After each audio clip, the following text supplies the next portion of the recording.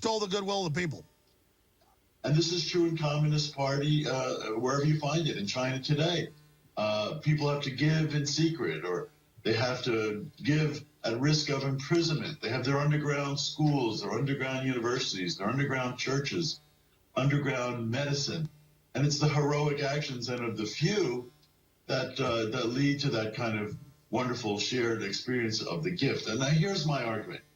I'm saying that giving is not only natural, but it's a fundamental part of moral health. And by giving, which is what we're doing in this season, the existence of the other is fulfilled in love. And this kind of gratitude is absolutely crucial to being a human being. If you read the Bible, and some people do, hopefully in church over the next few days, the first letter to the Corinthians of St. Paul delivers his celebrated encomium of the three theological virtues: faith, hope, and charity.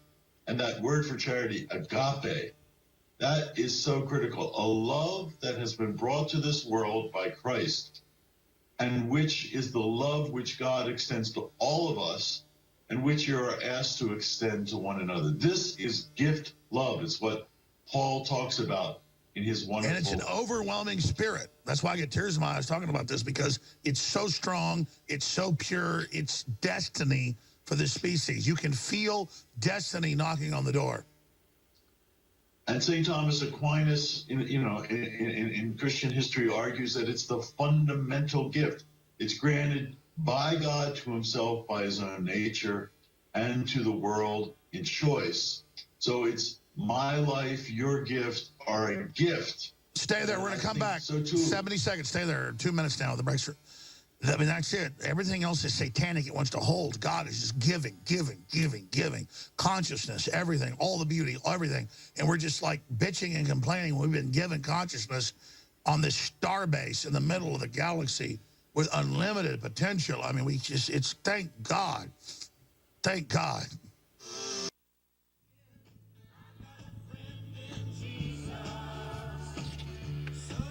Hey out there, this is December 22nd, 2017. It's a Friday here in Northern California, where it's about 1 minute past 9 o'clock in the morning. And I played a little clip from Alex Jones's recent interview with Ted Malloch. And I really like Ted Malloch. A lot of people I really like. But I kind of wanted the theme to be on forgiveness. And, of course, this is the Friday before Christmas. Though a lot of people will dispute the idea that Jesus was born in the month of December, I've heard a lot of people that profess to be scholars or experts on this that say, well, no, he was actually born sometime in September. But irregardless, I guess it's just the celebration of his birth, I think, is so important. And I don't believe that this is unique to Christians. I think that a lot of people, of course, there's Messianic Jews that celebrate the birth of Christ, that believe Jesus Christ is who he says he is, and who he says he is a big deal. Because for all intents and purposes, Jesus said, if you've seen me, you've seen the Father. So as much as we need to know about the Father, we can learn through Jesus and the things that he taught, the things that he showed, the things that that he proclaimed as being true, and of course all the lies of this world that he exposed. I still have a little issue with my left ear, and it kind of bugs me when I'm talking, but it's almost gone. Mother Nature has taken her course over the last couple of weeks now.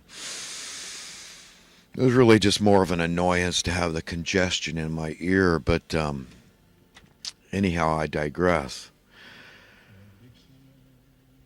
Let's see.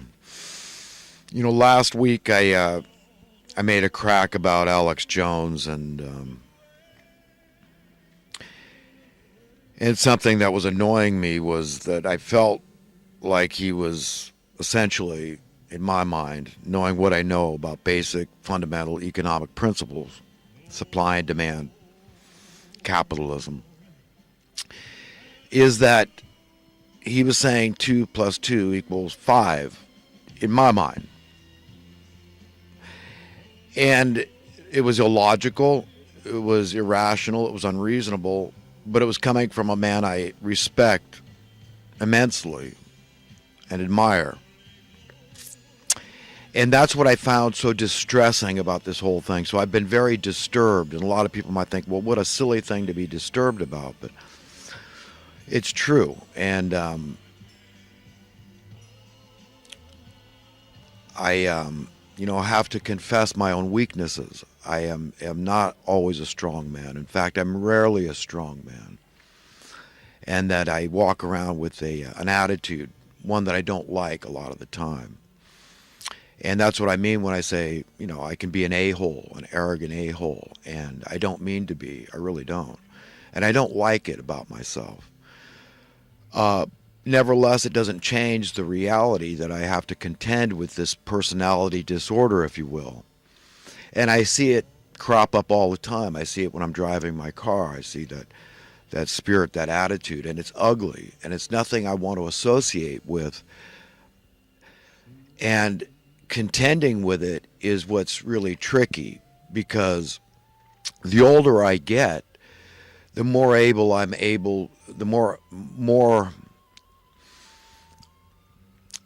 the sooner, I should say, I'm able to admit it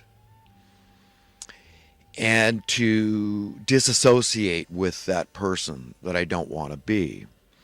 So for me to get on the case of a younger man is very difficult because at my age, nearly next year I'll be 60, there's really no excuse. There's less excuse for me than any man, woman, whatever, that is younger than I am, that I have to really treat people with kid gloves. And that's a cross that I have to bear. But as a believer, it's critical for me and my spiritual, emotional, psychological well-being. And what's crucial and critical to my psychological well-being, my mental health, I know will help other people with their mental health and their spiritual health. So it's imperative that we all try to have a modicum of maturity in life and in forming the personality and the character that we want to attach ourselves to, that we want to adopt and embrace. And, the place to start is with ourselves. And God has a very clever way of doing that. He's put these defaults in us, these fail-safes, that are like our conscience. Really, it is our conscience is calling us. He's constantly calling us to grow, to be more and more like Him in His image and likeness. And as that happens, it's an irresistible urge we have. We know that there's a bad side of us. There's a weak, an evil side, if you will, to all of us. A dark side that is pulling us, that wants us to just abandon all the goody two-shoe moral striving and ethics and principles that we adhere to, that we claim and that we're at least trying to adhere to, and just come to the dark side. And instead of being a righteous person, just become a self-righteous person, and just divorce yourselves from everybody that doesn't agree with you. But it's not so simple. Even though I could say, well, I could sit here and do the math, and I'm the logical guy, and I know economic principle, and I know, how to define progress relative to a civilized society and supply and demand capitalism. But I'm just the same as everybody else. I think we're all kind of pathetic. In a nutshell, I think the human condition is pitiable. And Jesus made this very clear. And so, I know I'm always talking about Jesus, always quoting Jesus. So this is not a Christmas special thing I'm getting into here by quoting Jesus, but quoting the Bible too. There's awesome, very eloquent, very intellectual, very spiritual and healing and uplifting, encouraging and comforting passages all through the Bible. So the whole thing is good. And it's so critical. I was just having a conversation with my Muslim friend recently at the tobacco store I go to, Muawiyah. And he was telling me, he's a Palestinian man. I've got about, let's see, he said he's Alex Jones' age, he's 44 years old. So I've got 15 years on this guy. But he's very intelligent, and he is very honest. And this is why the two of us can be friends, is because I consider myself intelligent and honest, although I always say I'm a simple man, and I am. I love to keep things simple.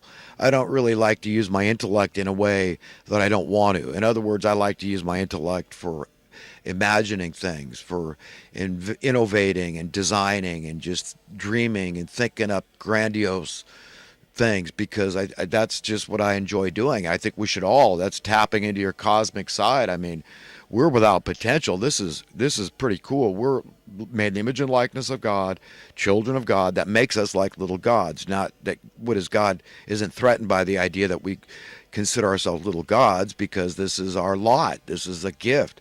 This is what He has endowed us with as the benefactor of all good things. And our imagination and ability to think is one of those things. But about Muawiyah, and I've called him a brother from another mother, and I've pointed out, something that I have run across in my own mind is this idea that we should put ourselves in other people's shoes. I mean, we've all heard the saying, walk a mile in my shoes, and, wear my shoes, or, to that effect, right?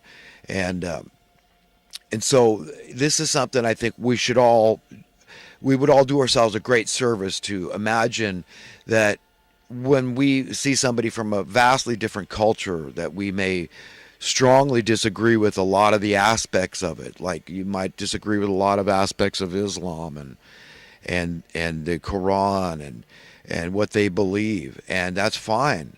And we have to understand, though, that if we were born in their situation, okay, that's what I'm talking about here, is switching places, trading places, really. Like that movie that, what's his name? Eddie, the comedian guy. I can't think of his name right now, but I enjoyed that movie because, it really gave us a glimpse of trading places. And so the point is, I was born in Los Angeles, California in 1958. North Hollywood to be specific, but Muawiyah was born in Palestine, and I don't know the town. Palestine, in my mind, I always thought it was just one big city, but of course it doesn't have statehood or not recognized officially. But I mean, you can, these people can have a vote and say we, want statehood, and I mean, I don't understand what the issue is. Why, if they feel they need to be recognized by the United Nations. I don't know a lot. This is stuff that Muawiyah and I haven't talked about, but I'm sure he'd be glad to. There's never been a subject that I wanted to talk about with Muawiyah that he wouldn't talk to me about.